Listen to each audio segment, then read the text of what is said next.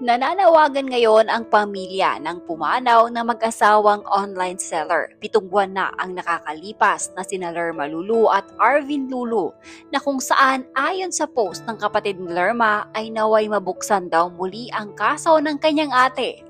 Dahil magpasa hanggang ngayon umano wala pa din nangyayari sa case ng mag-asawang Lulu kahit na nakakulong na ang mga prime suspect. Base sa post ni Leslie, tila wala umanong usad ang case ng kanyang ate dahil magpasa hanggang ngayon nasa normal na kulungan pa din umano ang mag-asawang suspect sa pagpatay sa kanyang ate Lerma at asawa nitong si Arvin. Para sa kampo ng kaanak ni Lerma, nakakulong man umano ang mga may sala, pakiramdam daw nila ay hindi pa din nila nakakamit ang hustisya dahil sa bagal umano ng proseso sa bansa. Natatakot umano ang kapatid ni Lerma na si Leslie na baka madismiss na lang ang kaso ng kapatid at tuluyan ng makalaya ang mga may sala. Tulungan nyo kami makuha yung totoong hustisya at may tumulong sa amin para buksan ulit ang case sa nangyari sa ate ko. Dahil sa totoo lang, di ko pa po alam kung anong balita. Ang daming proseso sa Pilipinas na kahit madaming ebidensya na nakalapag at nakita sa aktual na pwedeng ikaso, di ko pa rin alam resulta. Lumalaban pa sila sa kaso. Tulungan niyo po kami sa mga CEO, mga kaibigan ni ate at sa mga mataas na inuukulan. Dahil hirap po dito sa Pinas, lahat ng galaw pera. Murder ang ginawa nila at malaking pera ang inutangan nila. 8th digit, tas balita ko din madami din siyang inutangan sa ibang online sellers. Sana sampahan ng estafa.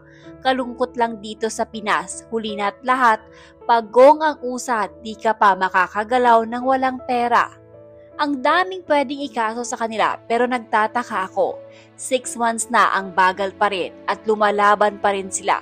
Tinanggalan ng abogado yung mga inutusan nila at silang dalawa ay lumalaban para mag-apela na inosente. Kumukuha sila ng abogado nila at dahil nga binigyan ng karapatan ang mga murder dito sa Pinas at power of money, lakas ng kapit. Kaya di ko na alam ano talagang nangyayari. Wala pa sila sa pinaka-jail. Tulungan nyo kami sa may atraso din sa kanya. Patungan nyo din sana ng kaso. Alam ko kalat yung mga inutangan din niya sa online seller.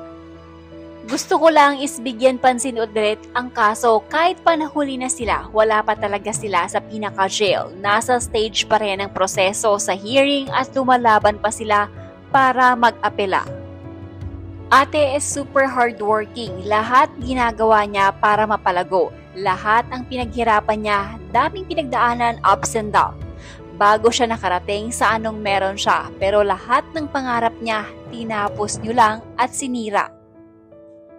Alam nyo, yung mahirap, ang batas ay para sa may pera lang. Kaya kung wala kang pera, walang batas. That's the reality. Please continue praying na makuha ang totoong justice. Di ko masasabi na nakuha ang justice hanggang wala pang hatol. Mapanganib kung mapapawalang sala sila. Help us.